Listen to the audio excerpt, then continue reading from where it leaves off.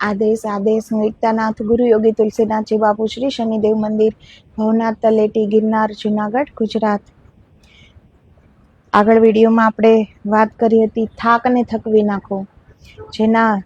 જે જીવંત, જે બની ગયેલું છે, આ કોઈ કથા કે કોઈ વાર્તા નથી, જે બની ગયું છે જેના જીવનમાં, જે કંઈક અથાગ પરિશ્રમ કરીને આગળ આવ્યા છે, એના ઉદાહરણો. જેવી રીતે ચેન્સી નામનો 5 વર્ષનો દીકરો, સુથારનો દીકરો, જેણે ઘડિયાળ બનાવી 5 વર્ષની ઉંમરમાં, લાકડાની ઘડિયાળ બનાવી. એના પિતા કહે છે કે એનો ચંદો હું બનાવી દઉં, છતાં ચેન્સી કહે છે કે નહીં, ચંદો પણ હું બનાવીશ. જ્યારે ચંદો પણ એણે બનાવ્યો અને એ ઘડિયાળ ચાલવા લાગી, કેટલો પરિશ્રમ હતો, કેટલી મહેનત હતી. અને જે એ ચંદો ફરતો હતો લોલક, એમાં એક બિલાડી એ તરાપ મારે છે અને એનું એ બનાવેલું ઘડિયાળ તોડી નાખે છે. પિતાની આંખોમાં આંસુ આવી જાય છે કે પુત્રનો કેટલો પરિશ્રમ છે, પરંતુ ચેન્સી હારતો નથી, એ નિરાશ નથી થતો, ઉદાસ નથી થતો.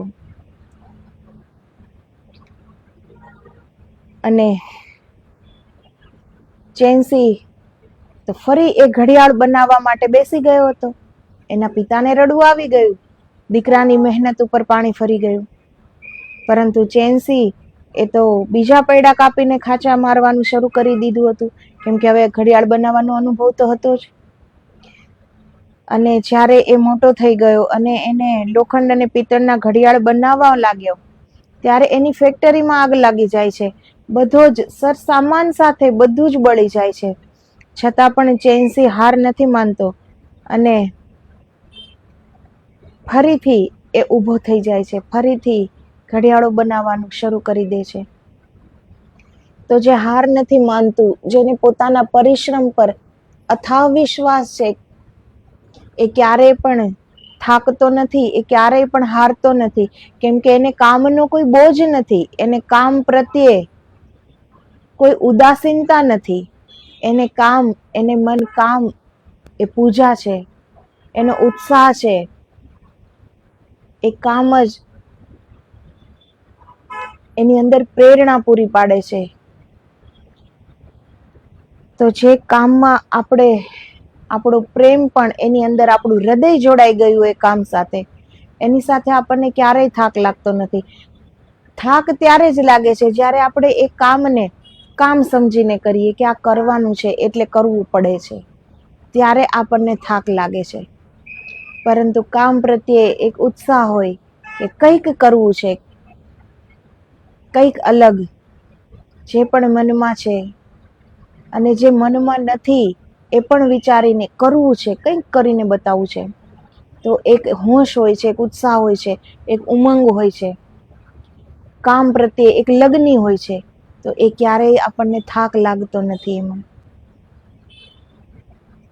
તો કોઈની ભાષણ સાંભળ્યા વગર ચેન્સીને સમજાઈ ગયું હતું કે પોતાના નિશ્ચિત કરેલા કાર્યમાં લાગેલા રહેવું એ એક એવું સાધન છે જે સફળતા અપાવે છે. તો એની જે મુશ્કેલીઓ આવી જીવનમાં, ઘડિયાળ તૂટી ગયું, પછી ફેક્ટરીમાં આગ લાગી ગઈ, છતાં એ ઊભો થઈ ગયો. તો એને કોઈનું સાંભળવા નહોતા ગયા, કોઈનું પણ ભાષણ, પરંતુ એ સમજી ગયા કે આપણી મહેનત, સ્વયંની મહેનત, એ આપણને સફળતા અપાવે જ છે. અને આપણે એક નિશ્ચિત કાર્ય, એક ધ્યેય જો આપણી પાસે નિશ્ચિત છે કે આ લક્ષ્ય આપણી સામે છે, તો એ માર્ગમાં આપણે ગમે તેટલી વાર આપણે પડી જઈએ, છતાં ઊભા થઈને જો એ લક્ષ્ય સામે દ્રષ્ટિ છે કે અહીં પહોંચવાનું છે, તો આપણે આજ નહીં તો કાલે ત્યાં પહોંચી જ જઈશું.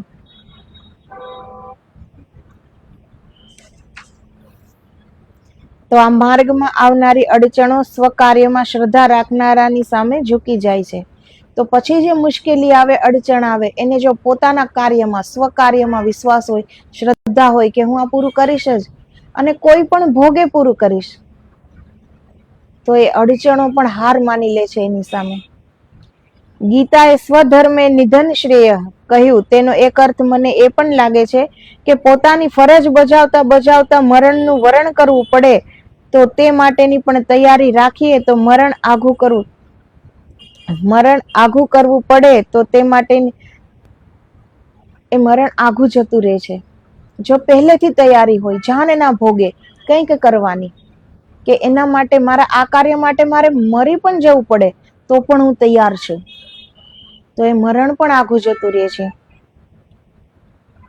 ને આપણા ઈચ્છિત કાર્યમાં સિદ્ધિ મળે જ છે. આ માટે સ્વાનુભવ સિવાય બીજા કોઈની ખાતરી માંગવાનો શું અર્થ છે? તો એની અંદર આપણો સ્વ અનુભવ, જે આપણે પહેલા કાર્ય કર્યું હતું એમાં આપણે હારી ગયા, તો હવે આપણને અનુભવ થયો કે કઈ ભૂલ થઈ હતી અને આપણે સફળ ન થઈ શક્યા, તો હવે એ ભૂલ ન થાય એવી રીતે આપણે આગળ કાર્ય કરીએ. તો આપણો જે સ્વ અનુભવ છે એનાથી જ આપણે સફળ થઈ શકીએ છીએ, આગળ વધી શકીએ છીએ. બીજાને પૂછીશું તો પોતપોતાની બુદ્ધિ અનુસાર આપણને જવાબ આપશે, અને બીજા તો આપણે કેમ પાછળ જઈએ, પાછળ હટી જઈએ, એ વધારે પ્રયત્ન કરશે. તો આપણો જે સ્વ અનુભવ છે, આપણા સ્વ પ્રયત્ન પર વિશ્વાસ, એ જ આપણને સફળતા અપાવે છે. ડોક્ટર હરદેવ બહારીએ તદ્દન અનોખા પ્રકારનો શબ્દકોશ તૈયાર કરવા માટે બેડું ઝડપ્યું.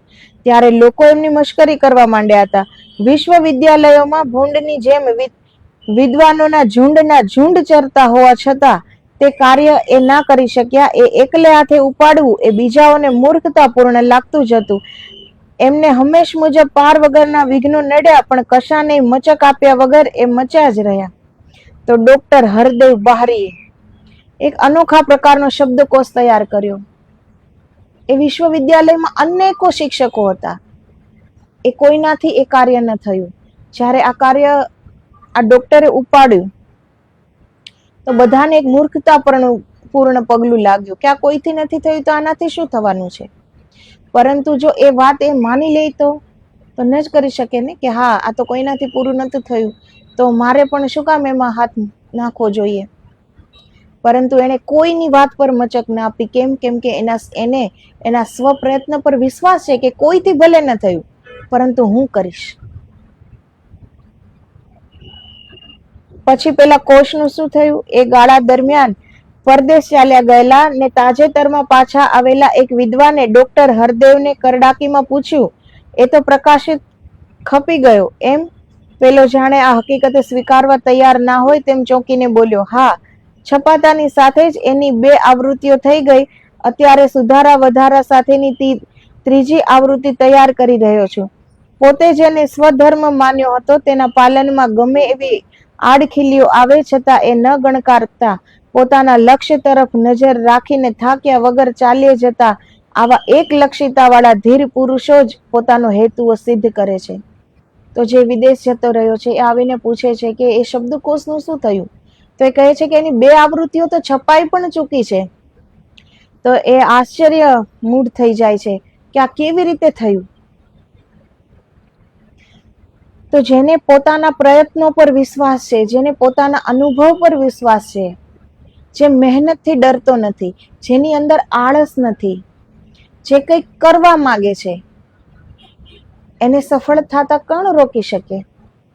એ સફળતાના ઉચ્ચ સોપાન સિર કરી જ શકે છે, જેની અંદર આળસ નથી. એવા વ્યક્તિઓમાં બહુ બધા ગુણ એક મહાત્માના હોય છે, જે એક કાર્ય પાછળ એની લગ્ની હોય છે કે આ કાર્ય પૂરું કરવું, એક લક્ષ્યને ભેદવું. લક્ષ્ય સામે છે તો એ ક્યાંય એની ઉર્જા ક્યાંય પણ આડી અવળી ક્યાંય પણ નથી, કશામાં નથી. માત્ર ને માત્ર એ સમગ્ર શક્તિ સાથે, સમગ્ર બુદ્ધિ સાથે, સમગ્ર મહેનત સાથે, પોતાની સમગ્ર ઉર્જા સાથે એના લક્ષ્ય તરફ એ ચાલે છે. પછી એમાં ગમે તેટલી મુશ્કેલીઓ આવે, ગમે તેટલી વાર પડી જાય, છતાંય ઊભો થઈ જાય છે, કેમ કે એને એ લક્ષ્ય પૂરું કરવું છે. તો જે આપણો સંકલ્પ હોય છે કે આપણે આ પૂરું કરવું છે, તો એ શું કામ ન પૂરું થાય? જો આપણે હારી જઈએ, થાકી જઈએ, મુશ્કેલીઓથી ડરી જઈએ તો પૂરું ન થાય. બાકી જેની પાસે એક લક્ષિતા છે, તો એક મહાત્માના જેવા ગુણ થયા ને એનામાં, કે એનામાં એક એકાગ્રતા છે, કોઈ એને ડગાવી નથી શકતું. નહીતર આપણે આગળ વધતા હોઈએ તો બીજા 25 લોકો આપણે પાછળ કેમ જઈએ? એ મહેનત કરતા હોય છે, એ આપણી પાસે આવીને વાત પણ કરે છે કે અમે જોયું છે ને, એવા કેટલા ઉદાહરણ પણ આપી દેશે કે આવું આ કાર્ય તો અમે આને કરતા જોયો તો એને આટલી મુશ્કેલીઓની અંતે પીછેહટ થવું પડ્યું. એ આપણને આગળ વધવા માટેની કોઈ પ્રેરણા માણસ પાસે નથી.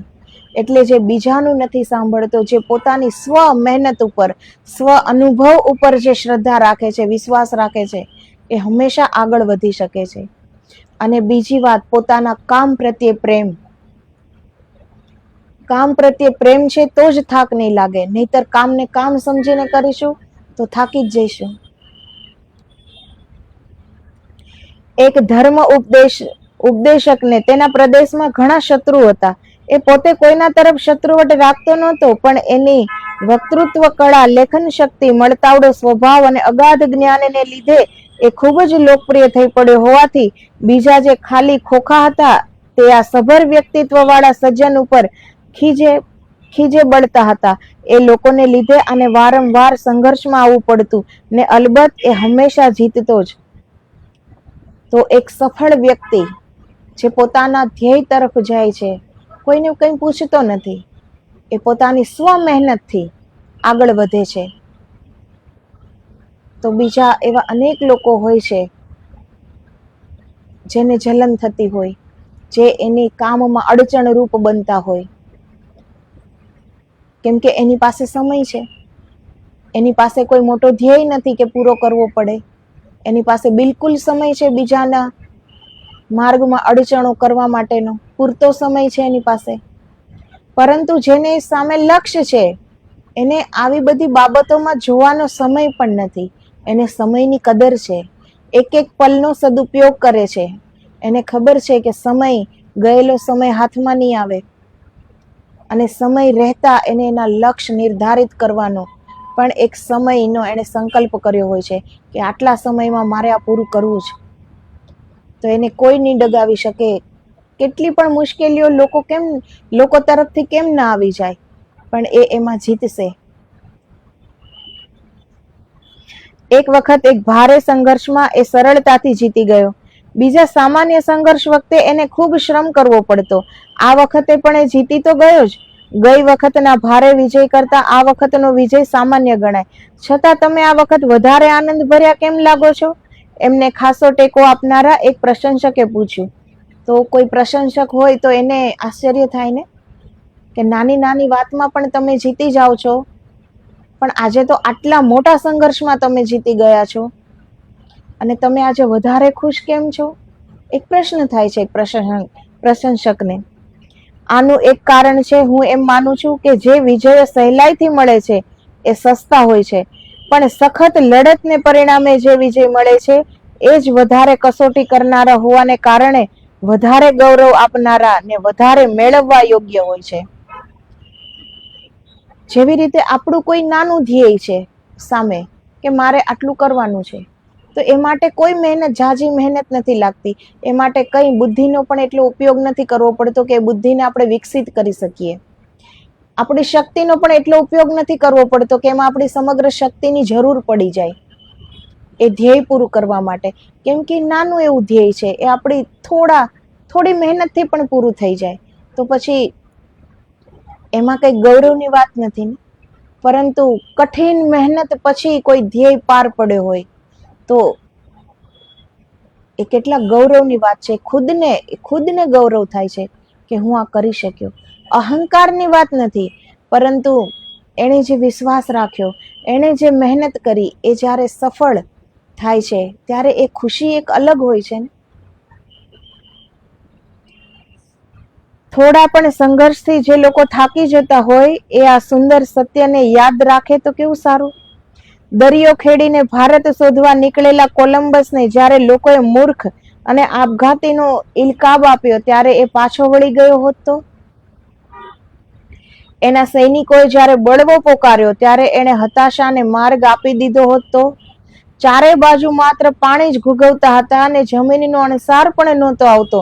એ વખતે એ પોતાના ખલાસીઓની જેમ થાકી ગયો હોત તો કોલંબસ એ થાકી ગયો હોત તો?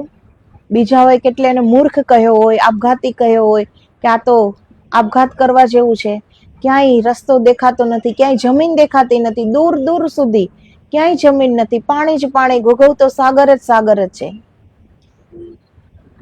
તો ખલાસીઓ થાકી જાય છે, એવી રીતે જો કોલંબસ થાકી ગયો હોત એના સૈનિકો થાકી ગયા, એવી રીતે જો કોલંબસ થાકી ગયો હોત તો જગતને અનોખો ઉત્સાહ અને પરમ પુરુષાર્થનું જે અનન્ય ઉદાહરણ મળ્યું તે ક્યારેય ન મળ્યું હોત. જો એ થાકી ગયો હોત તો આપણને એ ઉદાહરણ મળે કે કોલંબસે કેટલો સંઘર્ષ કર્યો, એને કેટલો વિશ્વાસ હશે પોતાની મહેનત પર. એને ભારતને શોધ્યું, એને કેટલો વિશ્વાસ હશે. એ કોઈનું ન માન્યો, એની સાથેના બધા જ થાકી ગયા, હારી ગયા, પરંતુ કોલંબસ એ ન થાક્યો ન હાર્યો, એટલે એને વિજય પ્રાપ્ત કરી અને આજે આપણી સામે એક ઉદાહરણ બની ગયો.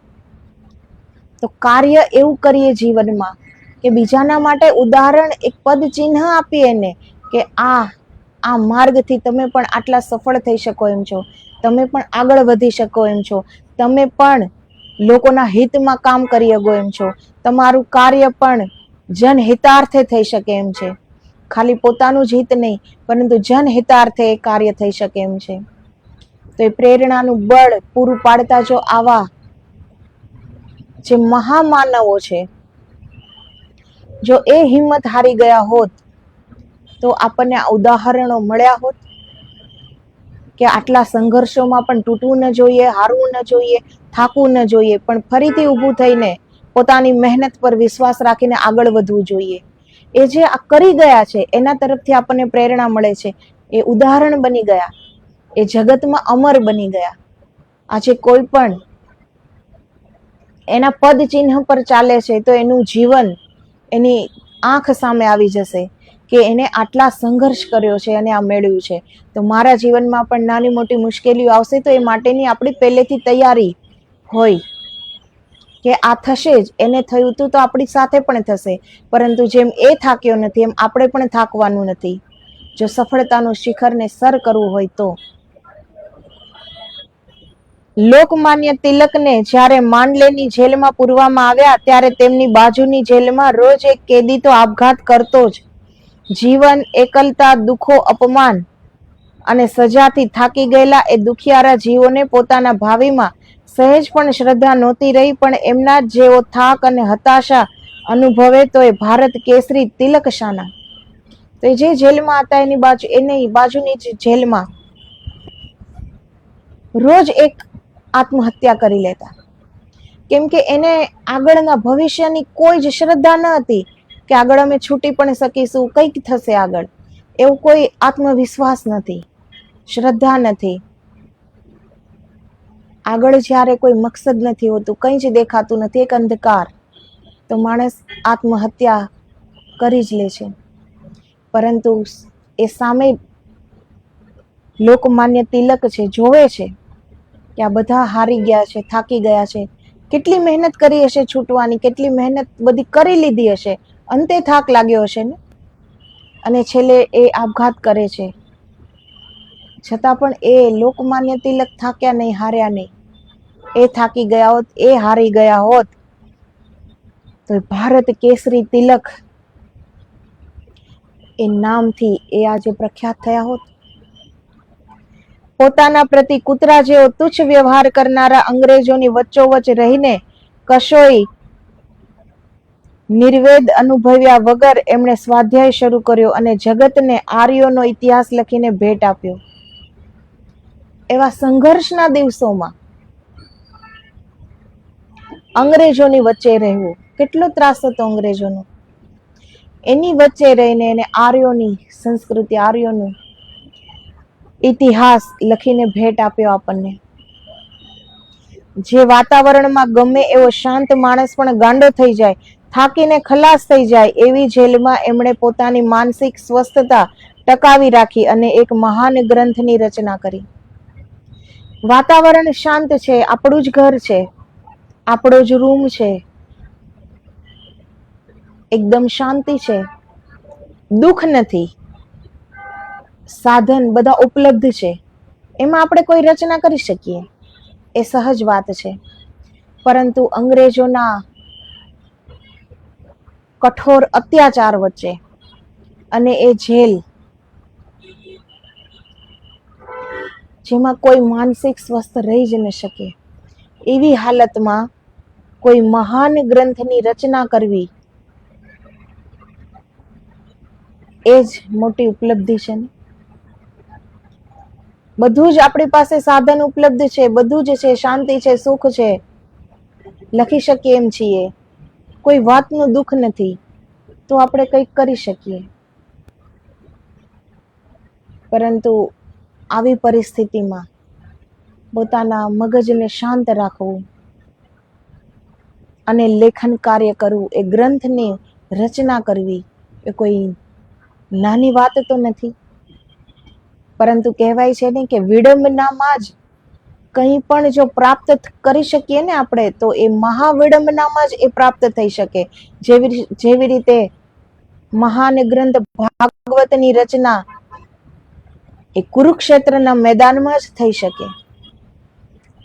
નહીતર પાંડવોને તો એ પહેલા પણ જ્ઞાન આપી જ શકત ને કૃષ્ણ ભગવાન.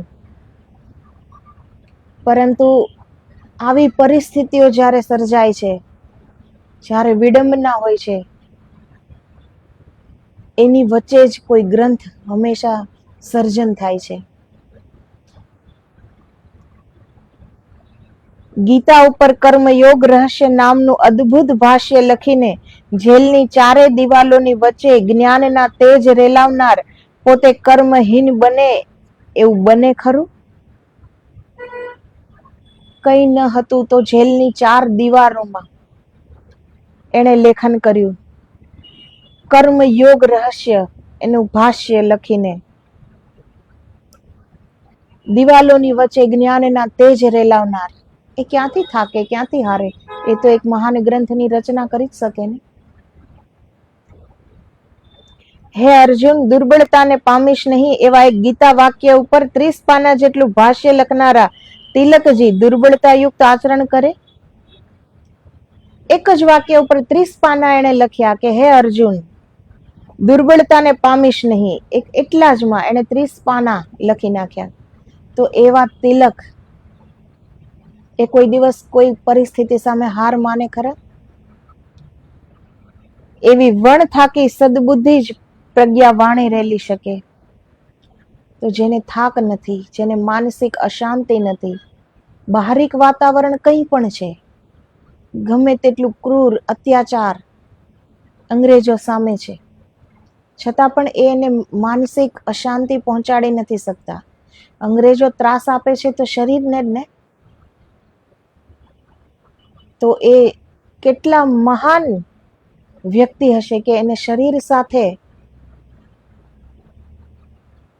એની બુદ્ધિને, એને મનને, એના આત્માને શરીર સાથે કોઈ કોન્ટેક્ટ નથી.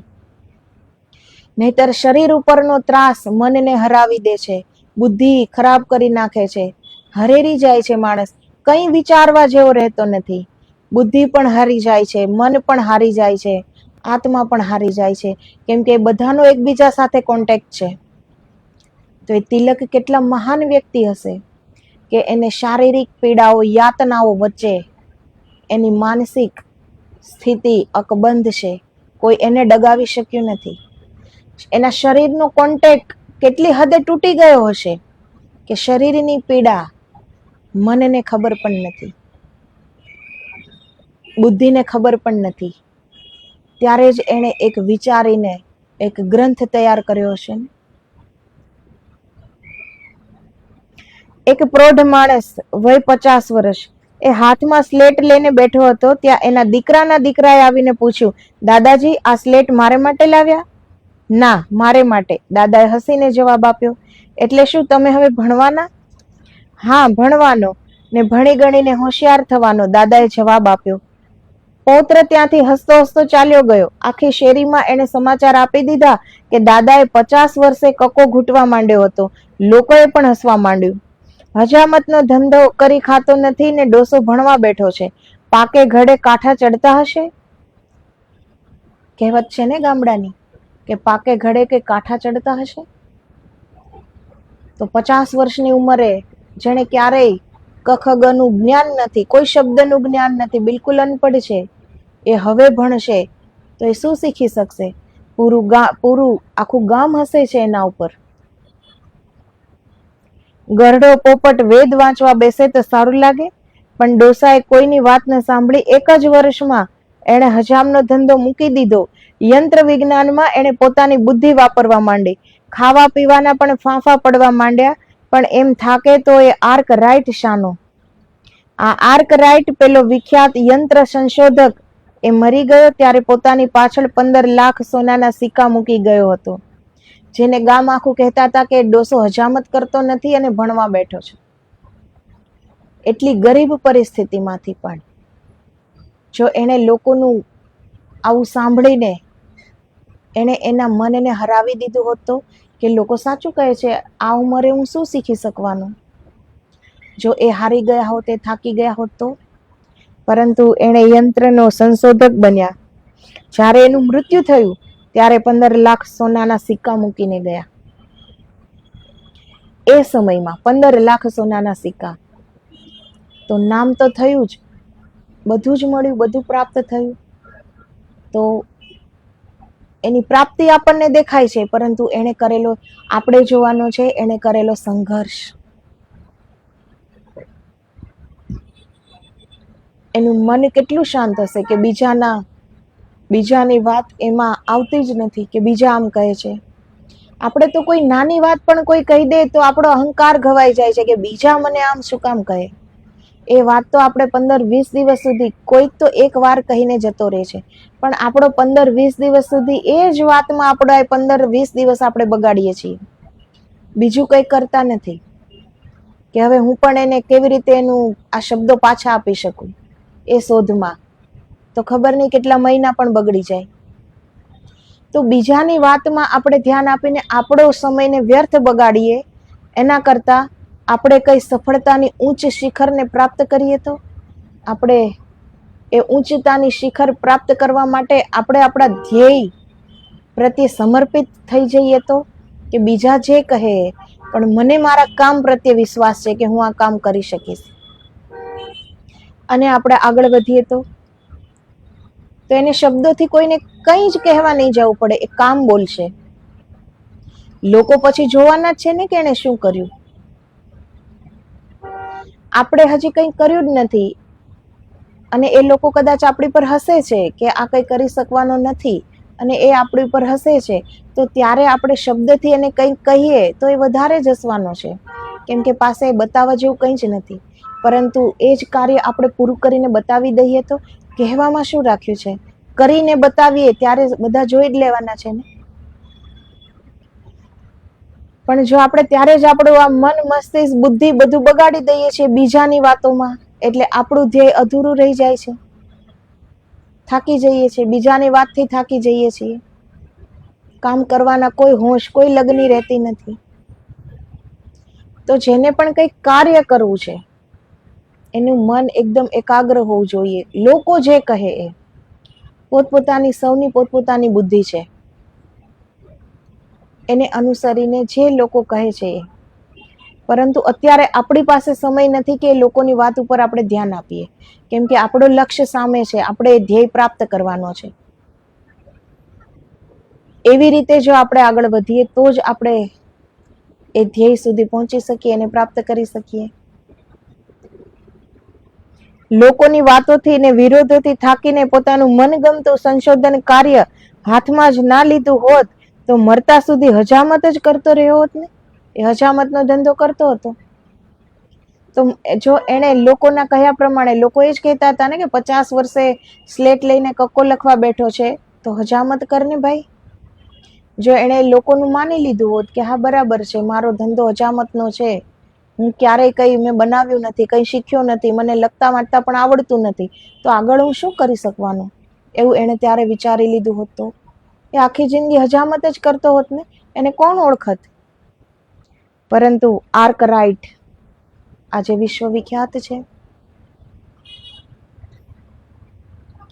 ઘણા લોકો મરતા લગી હજામત જ કરતા રહી જાય છે ને સરવાળે એમના હાથમાં કંઈ જ નથી આવતું. એ લોકો ભાગ્યમાં જ માનતા હોય છે, પણ એમને એટલું યાદ નથી આવતું કે ગઈકાલના ગમે એવા ભયંકર ભાગ્યને પણ આજના પુરુષાર્થથી પૂરેપૂરું પલટી શકાય છે. એ લોકોને ખબર હોય છે કે ક્યાંક પહોંચવાનો નક્કર વિચાર ના કરીએ તો જીવનનો અર્થ રહેતો નથી. એમનેમ ટાંટિયા ઘસવા નિરર્થક જ ગણાય. જો કોઈ ધ્યેય સામે નથી, એમનેમ ચાલ્યા જ કરીએ છીએ તો નિરર્થક જ છે ને. આપણે ક્યાંય પહોંચવાનું ક્યાંય ધ્યેય તો છે નહીં કે ક્યાં જવું. તો એ તો આપણે આપણા પગ દુખ્યા બસ એટલું થયું કે પગ ઘસી નાખ્યા, પ્રાપ્ત કંઈ ન થયું. પરંતુ કોઈ ધ્યેય છે અને એ દિશામાં આપણે ચાલીએ તો એ લક્ષ્યની પ્રાપ્તિ, એ કાર્ય આપણું જ્યારે પૂર્ણ થાય તો જેટલી પણ મુશ્કેલી આવી, જેટલી પણ મુસીબતો આવી, જેટલી પણ લોકોએ આપણી હાંસી કરી છે, એ બધાને એક સાથે જવાબ મળી જાય છે. પરંતુ બીજાને જવાબ દેવામાં જ આપણે આપણો સમય વ્યર્થ બગાડી દઈએ છીએ.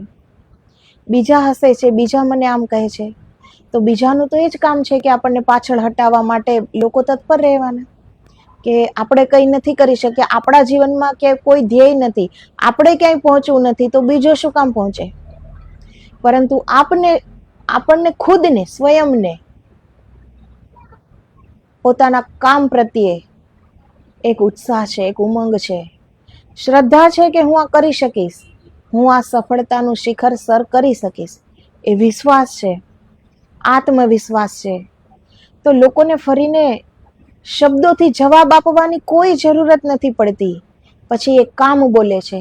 એ કાર્ય જ્યારે પૂરું થઈ જાય છે ત્યારે બધા જોઈ જ લે છે કે એણે શું કર્યું.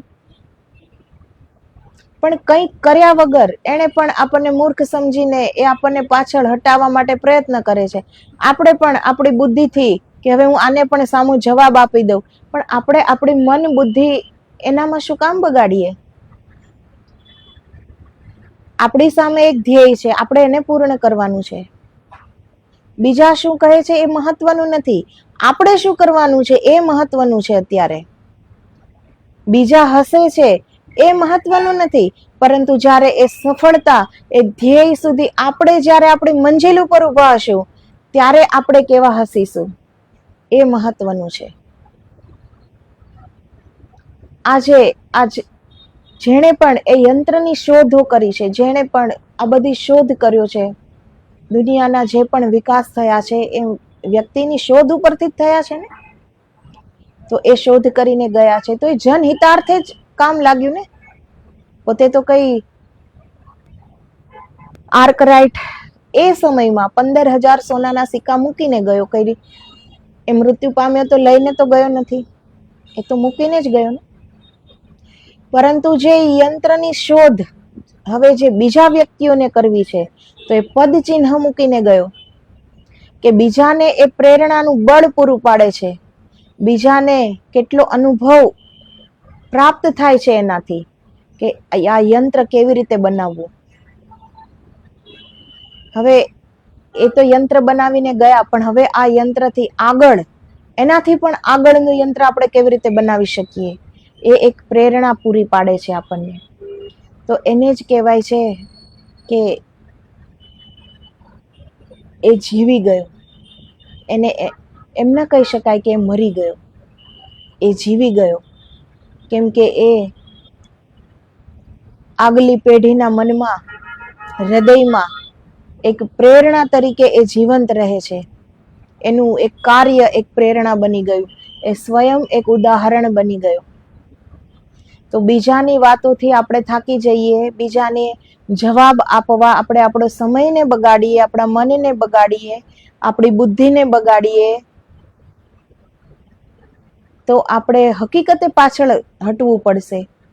કેમ કે આપણો જે ધ્યેય છે એમાં એકાગ્ર મન જોઈએ. બુદ્ધિ બીજાને જવાબ આપવા માટે, બીજાને હવે કેવી રીતે હું આનો જવાબ આપું એ વિચારવામાં નથી લગાડવાની. આપણો ધ્યેય પૂરો કરવા માટે એ બુદ્ધિનો વિકાસ કરવાનો છે, એ બુદ્ધિને ત્યાં લગાડવાની છે. મનને એટલું એકાગ્ર કરવાનું છે કે બીજાની વાતનો એની અંદર કોઈ સમાવેશ જ નથી. ત્યારે આપણે લક્ષ્ય પૂરો કરી શકીએ છીએ. બાકી સમાજ તો કાલે પણ એ જ હતો, આજે પણ એવો જ છે, કાલે પણ એવો જ રહેવાનો. એ કોઈને પ્રેરણા નહીં આપી શકે, કેમ કે પોતા પાસે ખાલી સમય જ સમય છે, એને સમયની કદર નથી, પાસે કોઈ ધ્યેય પણ નથી, એની પાસે એક સમય છે બીજાને પાછળ કરવા માટેનો. કેમ કે એ માણસ જેવો છે એવો જ બીજો પણ એવો જ થઈ જાય તો જ એને ગમે ને. બીજો આગળ વધી જાય તો એને કેવી રીતે ગમે? તો જ્યાં સુધી આપણે બીજા ઉપર દ્રષ્ટિ છે ત્યાં સુધી આપણે લક્ષ્ય ચૂકી જઈશું. આપણી આંખ, આપણી દ્રષ્ટિ, આપણું મન, આપણું દિમાગ, આપણી આત્મા એ માત્ર ને માત્ર આપણા લક્ષ્ય ઉપર હોવી જોઈએ. ત્યારે જ એ લક્ષ્યને આપણે ભેદી શકીએ છીએ. તો આર્કરાઇટ બીજાની વાતમાં આવી ગયો હોત તો મરતા સુધી હજામત જ કરતો હોત. પરંતુ આજે એ એના જેવા વૈજ્ઞાનિકો માટે પ્રેરણાનું બળ બની ગયો. એ ખુદ સ્વયં પ્રેરણા બની ગયા. જે લોકો ભાગ્યમાં કે નસીબમાં હશે તો મળશે, હાથ પર હાથ રાખીને બેસી જાય છે તો કઈ નથી મળતું. 99 વાર હારી ગયા પરંતુ નસીબમાં 100મી વાર સફળ થવાનું હોય તો આપણને તો ખબર નથી ને કે કેટલામી વારે સફળ થશું. તો અગર 1, 2, 5, 10, 15 વારે અસફળ થયા અને આપણે બેસી ગયા તો 100મી વાર જે સફળ થવાનું નસીબમાં હતું એ ક્યાંથી થવાનું છે? આ કર્મ ભૂમિ છે. અહીં કર્મથી ન ડરવું જોઈએ, ને કર્મના કોઈ કાર્યથી ભાગવું જોઈએ. ત્યારે કંઈક કરી શકીએ છીએ આપણે. કાલનું જે ભાગ્ય છે એ આપણે આજના પુરુષાર્થથી એને બદલાવી શકીએ છીએ. પુરુષાર્થ નસીબને પણ બદલી નાખે છે. આપણે હાથની લકીરો છે ને એની આગળ ઈશ્વરે આપણને આંગળીઓ આપી છે. તો એ નસીબ, એ લકીરોની આગળ મહેનત છે.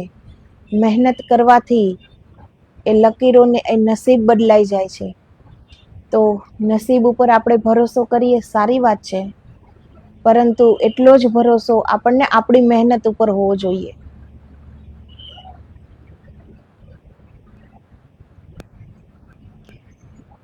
એ લોકોને ખબર હોય છે કે ક્યાંક પહોંચવાનો નક્કર વિચાર ના કરીએ તો જીવનનો અર્થ રહેતો નથી. એમનેમ પગ ઘસવા નિરર્થક જ ગણાય. આટલી પાયાની માંડણી ઉપર એમના જીવન દર્શનનું અને મહાન કાર્યોનું ભવ્ય મંદિર રચાય છે. જો ક્યાંક પહોંચવું હોય તો ચાલવું પડશે, ને થાક્યા વગર ચાલવું પડશે. આ સત્ય એમણે કરોડો રૂપિયાની મૂડીની જેમ પોતાના હૃદયમાં ગ્રહણ કરી લીધું હોય છે. પછી એમને પાછા કોણ પાડી શકે? તો જેને મરવાની પણ તૈયારી હોય કે ચાલવાનું છે, આ લક્ષ્યમાં આટલી મુશ્કેલી આવશે ને પહેલેથી જ ખબર હોય કે મુશ્કેલીઓ આવશે, અસફળ પણ થવાશે, લોકો પણ પાછા પાડશે, થાકી પણ જવાશે, બધું જ થશે, પરંતુ મારે ચાલવાનું છે. એ એના હૃદયમાં એક સત્ય વાત એણે એ ગ્રહણ કરી લીધી છે અને એણે એ સ્વીકારી લીધું છે. પોતાના મોતના ભોગે પણ એ ધ્યેય પૂરું કરવું છે. મુશ્કેલીઓ વચ્ચે તો નહીં, પણ મોતના ભોગે પણ એ કાર્ય પૂરું કરવું છે. તો એવા જે મરજીવા થઈ જાય ને એ જ પોતાના કાર્યને પૂરું કરી શકે. વિખ્યાત સંગીતકાર તાનસેનના ગુરુ મહાત્મા હરિદાસના શરીરનું એક એક અંગ સંધિવાથી જકડાઈ ગયેલું હતું. છતાં વિવિધ રોગોના શાસ્ત્રીય સંગીતની એમણે જે બાંધણી કરેલી તે આજે પણ ભલભલા ઉસ્તાદોને માર્ગદર્શન આપે છે. 80 વર્ષની વયે મોઝાર્ટ પોતાના સર્વોત્તમ સંગીતની રચના કરી રહ્યો હતો ત્યારે એના શરીરની એક પણ ઇન્દ્રિય કામ નહોતી કરતી. એના પગ સાવ ખલાસ થઈ ગયેલા તો પણ કીર્તિના અમર માર્ગ ઉપર એ કેટલો બધો આગળ ચાલી ગયો એ કોણ નથી જાણતું. 80 વર્ષની ઉંમર, પગ પણ કામ નથી કરતા, ઇન્દ્રિયો પણ શિથિલ થઈ ગઈ છે, કામ નથી કરતી, છતાં પણ એણે સર્વોત્તમ સંગીતની રચના કરી. કેટલો હોશ હશે એના જીવનમાં, હોશપૂર્ણ જીવન. કેટલો ઉમંગ હશે એને જીવનનો, કંઈક કરી બતાવવાનો, કંઈક કરવાનો, કંઈક શોધ કરવાનો જે લોકોને પણ કામ આવે.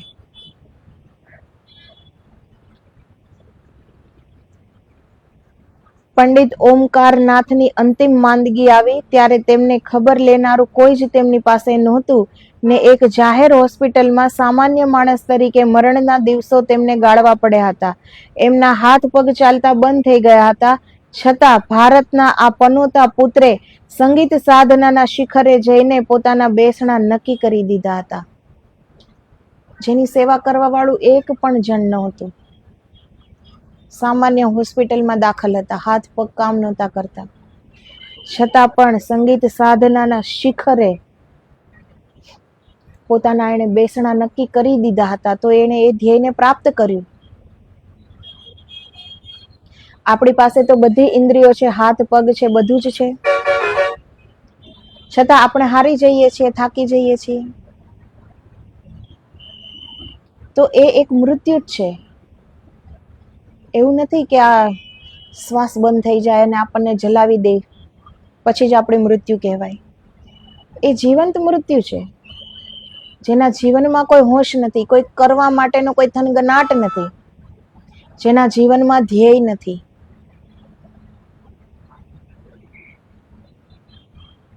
એ જીવંત મૃત્યુ છે. એ તો એને લાગે છે કે હું જીવું છું એમ. ઇતિહાસ, જીવન ચરિત્રો અને રોજિંદા જગતનો અભ્યાસ કરતા ખબર પડશે કે તકલીફો છતાં જે લોકો ચાલતા રહે છે એ જ પોતાના નિશ્ચિત સ્થાને પહોંચે છે. થોડી પણ અનુકૂળતા ના હોય એવા માણસોએ અસંખ્ય અવરોધો વચ્ચે ચાલવાની જ નીતિ અખત્યાર કરીને કેટલા અંતરો કાપી નાખ્યા હતા. તો ગમે તેટલી મુશ્કેલી આવે, ગમે તેટલી તકલીફો આવે, એમાં પણ ચાલતું રહેવું, એ પોતાની મંજિલ સુધી પહોંચી જાય છે. જે થાકતા નથી, હારતા નથી, જેની તૈયારી હોય છે પહેલેથી કે ગમે તેટલી મુશ્કેલી આવે તો પણ હું અડગ રહીશ, શ્રદ્ધા નહીં ગુમાવું, વિશ્વાસ નહીં ગુમાવું. વધારે જોશથી, એક વાર પડી ગયા, બે વાર પડી ગયા, ત્રીજી વાર વધારે અનુભવથી, વધારે હોશથી, વધારે જોશથી, વધારે બુદ્ધિમત્તાથી આગળ વધીએ. તો એવા લોકોને જ મંજિલ પ્રાપ્ત થાય છે. બીજા લોકો તો હારીને બેસી જાય છે, એને કંઈ પ્રાપ્ત કરવાનું હોતું પણ નથી. એ પાત્રતા જ નથી એનામાં કે એ કંઈક પ્રાપ્ત કરી શકે, કેમ કે એની કોઈ તૈયારી નથી. થોડી પણ મુશ્કેલીમાં ડગી જાય છે તો મોટો ધ્યેય પૂરું કરવામાં તો મોટી મોટી મુશ્કેલીઓ આવવાની છે, મોટી મોટી તકલીફો આવવાની છે, મોટા મોટા સંઘર્ષો આવવાના છે. મોત તો એક વાર મારે છે, પરંતુ આ પલ પલની મૃત્યુ હોય છે, એ માટે જે તૈયાર હોય છે એ મરજીવા, એ કંઈક મૂકીને જાય છે. એક યુવાનનું એક યુવતી સાથે લગ્ન કરવાનું નક્કી થયું હતું. એક દિવસ વહેલી સવારે આ યુવતી યુવાનને કહે કે એક સરસ સમાચાર આપવા આવી છું, જલ્દી સંભળાવ. યુવક પૂરા ઉત્સાહથી જવાબ આપ્યો, ગામના મુખ્ય અમીરના છોકરા સાથે મારા લગ્નનું નક્કી થઈ ગયું. સરસ, અભિનંદન. પોતાના ઉપર થયેલા વજ્રપાતને છુપાવીને યુવક બોલ્યો, તને એક છેલ્લી વિનંતી કરવા માટે આવી છું, જલ્દી બોલ. અંતરમાં ઉભરાતા આંસુને ખોળતો યુવક બોલ્યો, મારા લગ્ન વખતે દેવળમાં ઘંટ વગાડવા માટે તારે આવવાનું. તને સંગીત આવડે છે એટલે તને ખાસ કહેવા આવી છું. મારી આટલી વાત મંજૂર રાખીશ ને? બોલ, કબૂલ છે ને? તો એ યુવક એ એટલો અમીર નથી, એટલે એના જેની સાથે લગ્ન થવાના હતા એ યુવતી એ ગામનો જે અમીર વ્યક્તિ હતો એની સાથે એને લગ્નનું નક્કી કરી નાખ્યું. તો એ સંગીત એ યુવકને આવડતું હતું એટલે એ કહેવા આવી કે મારા લગ્ન વખતે દેવળમાં ઘંટ પણ તારે વગાડવાનો છે અને સંગીત પણ તારે જ ગાવાનું છે. તો એ પૂછે છે કે બોલ, કબૂલ છે ને? પોતાની વાગ્દત્તા પારકાને જતી હોય, પોતાના સમગ્ર કલ્પિત લગ્ન જીવનના ચૂરા થઈ ગયા હોય ત્યારે એક ઉગતો જામતો સંગીતકાર દેવળનો ઘંટ વગાડવા જાય, પણ એ આ અપમાન પી ગયો અને નિયત સમયે ઘંટ વગાડવા ગયો છે.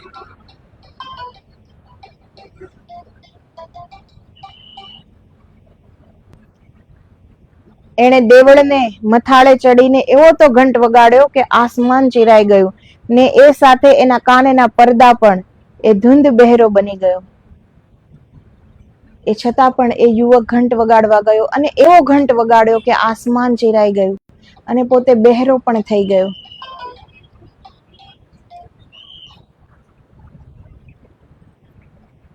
આમ જગતના અવાજોથી પોતાની જાતને અલગ કરી નાખીને એણે સંગીતની તીવ્ર સાધના આરંભી દીધી. રાત ને દિવસ એ માત્ર સ્વરોની સૃષ્ટિમાં જ તન્મય રહેવા લાગ્યો. પોતાની વ્યથાને પીને પચાવીને એણે અસંખ્યના અંતરને પુલકિત કરે એવી દિવ્યાનંદમય સંગીત રચનાઓ કરી. તો જ્યારે બહેરો થઈ ગયો એ જગતની ધ્વનિ તો એને સાંભળવાની હતી નહીં, તો પોતે એવી સંગીતની રચના કરી કે જે બીજાને આનંદ આપી શકે, દિવ્ય આનંદ આપી શકે એવા સંગીતની રચના કરી એણે. તો પોતાના હૃદય પર જે વજ્રાઘાત પડ્યો હતો એ ભૂલી ગયો. જો એ યાદ રાખીને બેસી રહ્યો હતો કે મારી સાથે આવો વિશ્વાસઘાત કેમ થયો, તો એ યુવક હજી એ શું કરી શક્યો હોત? પરંતુ એણે સંગીતની સાધના કરી અને વિશ્વ સંગીતકારોમાં શિરોમણી ગણાતો હૃદયભગ્ન યુવાન તે મોઝાર્ટ આજે વિશ્વ વિખ્યાત, કોણ એનું નામ નથી જાણતું? તે સંગીતકારોમાં શિરોમણી એને પદ મળ્યું. જે કાલિદાસના નાટકો પાછળથી આખા જગતમાં વિખ્યાત થયા, એને એકવાર એક દ્વેષીલાને કારણે જેલમાં જવાની નોબત આવી હતી. શેક્સપિયરનું લખેલું હેમ્લેટ નાટક ઘરમાં અનાજ લાવવાની ઉતાવળને કારણે માત્ર 5 સિક્કામાં વેચાયું હતું. હમણાં એ જ નાટકની લેખકે લખેલી પ્રતના 50 લાખ પાઉન્ડ ઉપજ્યા. તો જેણે એની રચના કરી હતી, જેણે એ લખ્યું હતું, એણે પોતાના કેટલાય ભૂખના દિવસો હશે, કેટલા દુઃખના દિવસો હશે કે અનાજ લાવવા માટે ફક્ત 5 રૂપિયામાં એણે એ વેચી નાખ્યું, જેની કિંમત 50 લાખ પાઉન્ડ માં એ વેચાય છે. તો લખનારના જીવનમાં કેટલા દુઃખ હશે, એનો સંઘર્ષ કોઈ જોઈ શકે છે? એણે લખ્યું, એણે બહુ સરસ લખ્યું, એ બધા જાણી શકે છે, પણ એના પાછળની વેદના, એની પાછળના એના સંઘર્ષો એ કોણ જોઈ શકે છે? પરંતુ આપણે એ જોવાનું છે, તો જ આપણે પણ થાકને થકવી દેશું. જો આપણને ખ્યાલ આવે કે એના જીવનમાં કેટલા સંઘર્ષો થયા, કેટલી પીડા, કેટલી વેદના, કેટલી યાતનામાંથી પસાર થયા, સાથ ત્યારે કોઈ સમાજ નથી આપતું, સાથ ત્યારે કોઈ હોતું નથી. એ એકલો પ્રયાસ, આ એકલાના પ્રયાસથી થતું હોય છે, જે સફળતાના શિખરને એ પહોંચી જાય છે. ત્યારે એનો સાથ દેવા વાળું કોઈ નથી હોતું.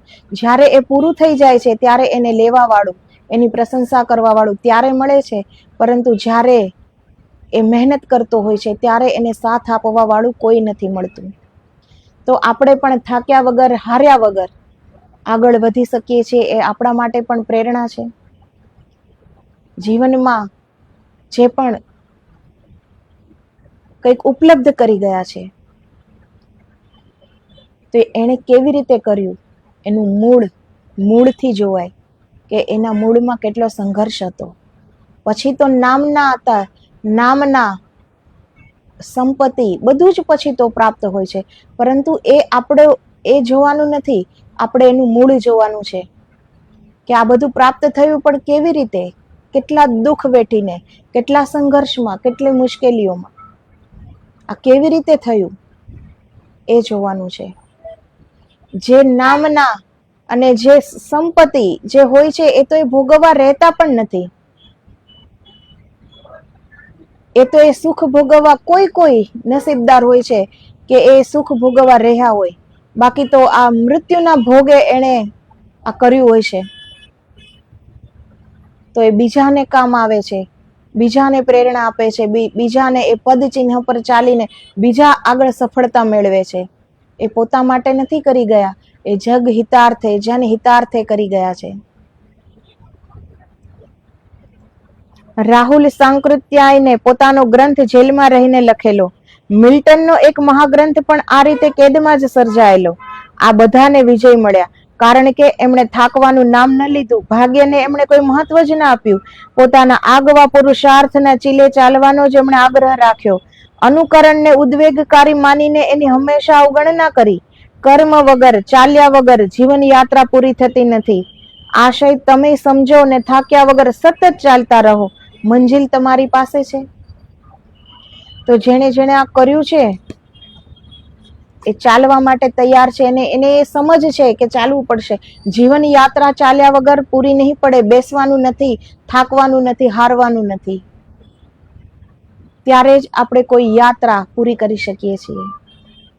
તો આપણે પણ જીવનમાં એક એવી ઉર્જાથી જીવીએ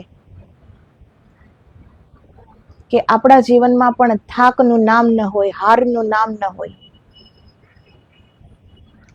તો આપણે પણ કંઈક પ્રાપ્ત કરી શકીશું. બે યાત્રાઓ છે, અંતર યાત્રા અને બહિર યાત્રા. જે પણ યાત્રા આપણને ગમે એ યાત્રામાં પૂર્ણતયા સમગ્ર ઉર્જા સાથે એક ધ્યેય, એક સંકલ્પ, અંતર યાત્રા કરવી છે તો પરમબ્રહ્મ પરમાત્મા સુધી પહોંચવું છે. બહિર યાત્રા કરવી છે તો પછી એક ઉદાહરણ બની જવું છે જગત માટે. તો વચ્ચે રહીને જીવવાનો કોઈ આશય નથી. બે માર્ગ છે, નક્કી આપણે કરવાનું છે. તો આદેશ, જય ગિરનારી, જય ગુરુદેવ.